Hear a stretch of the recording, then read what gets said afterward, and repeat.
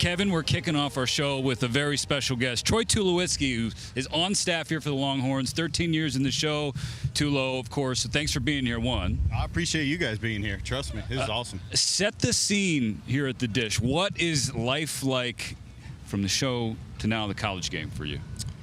It's a pleasure. I mean, I always loved college baseball, and then now working in it and getting a chance to see these kids, how hard they work, how much they care about their craft. And just relaxing for me, honestly, because when I was playing, it was a grind at times. I'm sure, you know, I've talked about it many a times. It is not easy. It's a tough game, and to share that with them, that's part of the reason as well I want to get in the college game. I'll never forget how hard it was, and I make sure I tell these kids that every single day. That's such a great point, because now we could sleep. That 2-1 cutter, you know, your first potty break when you're on a 2-for-24 skid in the show, like you immediately stop, you're butt naked, you're in the mirror, and you're thinking about, right, you're getting right into your batting stance. Yeah. Right. I had many a games with Josh Donaldson butt naked and me in the mirror trying to figure it out. So there's no more of that. And now I'm trying to tell these guys what we used to do, and they can't believe some of the stories. So the cool thing about you got Long Beach. You played your college ball. You got 10 plus years, you know, in the show. But how UT? Because we ran each other on the lake. I'm sitting out there trying to get my, you know, I got my life vest on, trying to get over the obliques, because as you get dad body, you look like you still play, by the way, but once you get 50, you'll start getting those Krispy Kremes on the side where the underwear kind of folds over when you go tighter. Yeah, the visual has been established. It's amazing. I'm trying to get them to understand the dad's body will start coming. But we meet on the lake. You came up. I'm like, dude, so how'd you come here? Like UT, I was like pumped that you were here. Yeah, Houston Street, probably a good friend of mine. I kind of told him, hey, dude, I'm done. I'm going to retire. And he said, what are you going to do next? I said, well, I want to get into coaching. He said, I got a great spot for you. And here I am. So I got to credit Houston. I've loved it here. Obviously, this is your place. So I just came to hang out. But, you know, I love it here. I enjoy working with the guys. Like you said, I like being on the lake. I don't have too many things I like doing other than being on the lake and at a baseball field. So this is a perfect place and a perfect job for me. What about golf, though? No golf. Why? No. We need you. You know what? I got a good answer for you. Okay. No golf, because I had a hard enough time working on one swing, and it drove me crazy. So to sit there and try to do short swing, long swing, and learn another, I wanted no part of that. Like, if I was going to be done playing, I did not want to mess with the swing anymore. That's a great point. So, again. I will say this: if you do want to get into it, Kevin's a pretty good teacher. He can give you some lessons. Speaking of lessons, now that's your job as a coach, and I know that you don't like talking about yourself. So I'm sorry to put you in an uncomfortable spot here, but I imagine that the kids gravitate toward you because they know what you've been through, what you've experienced, and they want to soak up as much as they can. So what are the lessons that you feel like you're sharing the most with these youngsters as they're trying to come up and follow in those footsteps? Well, I think I have a head start just because of the back of the baseball card. Gets me in there pretty quick. Yeah, I would say. But I will tell you this, that unless you're in there grinding with them every day and hitting them fungos and working on their swing and watching video, they don't care who you are, how many home runs you have, what your career batting average is. They want to know that you're going to grind with them every single day. And honestly, that's what I like doing. So, you know, I wouldn't, if I had anything to do during the day, I promise you I'd say I want to go to the cage and work on someone's swing. So that's just me, always been me. Well, another thing that you might be teaching is how to look right on the show, because I don't know if you saw this, Jock Peterson last week was being interviewed, some rapid fire questions, and he was asked who has the best on-field swag, and he said without hesitation, Troy Tulowitzki. Well, that's the stuff I get information real quick, because these kids on the team, I promise you, about 10 of them sent me that, and they said, Coach, you know, guess what Jock said? They said you were the swaggiest player, you know, in the game and what you wore. I said, yeah, he knows what he's talking about. There we go. Now, let me ask you a question. Did you know, like, you know, because as a player, you know, the ones that love it are students of the game, right? I mean, we love baseball. We're at the field early. You care about the game. Like you said, pizza boxes in the suites at 2:45 a.m. with your teammates, caring about everybody else. Did you have a feeling, though, like, when I'm done playing, I don't care about how much money I make, because that's not why we played baseball in the backyard playing wiffle ball. We never played saying, I'm going to play baseball to be rich. No, it was I want to play for the Dodgers, or you want to play for the Yankees, or I want to be Jeter, your guy was Jeter, but whatever it was. Did you know that you were going to be a coach when you were done?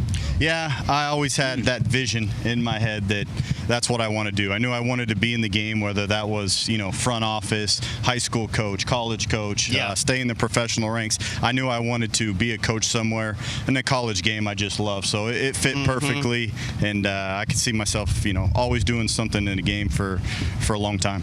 I guess maybe you could make the argument, Kevy, that Tulo's first student, his first player that he helped develop was Nolan Arenado.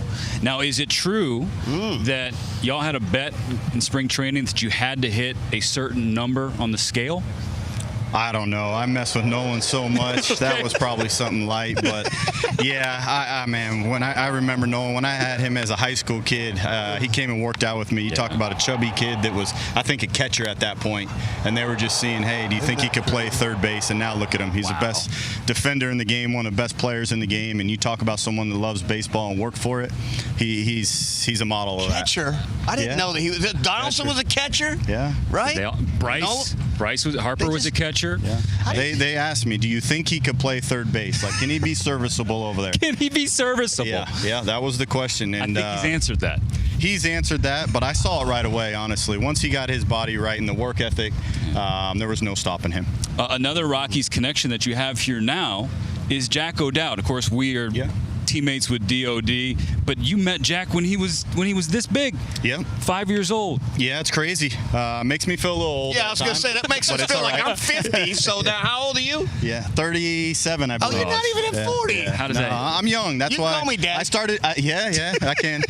I started my coaching career, pretty young. That's how I try to look at it. I got a head start at it. Love That's it. good All right, stuff. Kev, you want to hit us we some got rapid fire? couple rapid fire questions, and we're going to let you get back down and start coaching. Perfect. You ready? Roger Clemens or Nolan Ryan? Oh, that's easy. Roger Clemens, right? Longhorn, and that's going to be the easiest one. Kev, do you know him at all? Who? Yeah. Roger Clemens, do you know him? No, that one, I've seen him a few times. Wasn't a big deal. You might have hit a home run off of him in Game 7. Maybe Might have. one. I don't know. Come on, guys, you're embarrassing me. This What is a guy, though. ridiculous. What a guy. Hey, and he's a golfer. He's sneaky good golfer. He is, yeah. No, we go in these little events and look. I'm like, they rocket, honey. I mean, a little good. Yeah, He likes to compete a little bit. He can putt off for 70 yards, though. I'm gonna tell you the truth. The single best barbecue food is? I'm going to go with the old with Rudy's. Because I'm more of just stop, get me something, Quick, go back to the house. Maybe fill the tank up. That's probably not an answer a lot of people are going to like, but I'm going to go with Rudy's. I like it. Brisket, ribs? All of it. All of the above. Everything. You can't go wrong with barbecue. You're a boat guy, though, so I want to know, Nautique, Mastercraft, or Malibu, or Centurion? I'm going to go with Mastercraft, but I'm going to have to get on your boat one of these days and test it out. What do you got? I got a Centurion. Okay. So I'm learning how to do the little wake surfing, but I'm mostly a dad, guy pulling the tube and all that stuff. Yeah, I do a little bit of both. Father of the Year 9 times. Wow. Yeah, wow. self-proclaimed. All right. I'm gonna try to take that from you. Okay, thank you. How many kids you have? Only one. Well, you need 4. You need 4 to be up there. All right. I got some work to do. All right. This Coach Pierce, Texas baseball coach David Hyde Pierce, Niles from Frazier, enter the octagon. Who's the winner? Let's use that word. I don't know the victorious thing. I'm going to use winner. I've seen Coach Pierce pissed off at times. I'm going to go with him. I think he's lower to the ground. Yeah, fiery. Like you said, lower to the ground. He's going to get right in there on his kneecaps real quick and put him down. So I'll go with Coach Pierce. And last one. Is it harder to coach the Longhorns baseball team or coach actual Longhorns? Whew. Think about that. That's tough. That's That's a brain teaser. or the boys. I'm not sure. That's sometimes you feel like you're dealing with actual Longhorns at times. Which is what we were on the field too to our coach. I'll tell you this: it's easy to coach Ivan Melendez. Bro, how awesome is that? Yeah. Real deal. Oh, Boys Club to Boys Club, real deal. Oh, I mean, I don't know what these teams are thinking if he's not the first header taken in the draft. I'm telling you right now. Wow. He's hands down. I mean, it's like being in the cage with some of the best players that I've seen. Right? It's different. You know when someone in there is different in there. Yeah, he's special. He's fun to work with, and what a great kid. That's awesome. By the way, just a heads up, you might want to wait a week to get on Kevin's boat. He took us out this morning. It stalled out middle of the lake, so really we had to swim back to the dock. 1 mile away It's from a the miracle house. we made it here. I have a feeling he might have set that up. I think it was a skit. Yeah, he was testing his crew. I'm not sure about that. Listen, Tulo, 5-time All-Star, you got Gold Gloves, you got Silver Slugger awards, and now you're changing lives here at UT. So thanks for doing that for the Longhorns, and thanks for being here. No, thank you guys. This college game is awesome. I appreciate you guys coming out here, supporting these kids. It's about them, and what a great university. So thank you guys. Hell yeah, brother.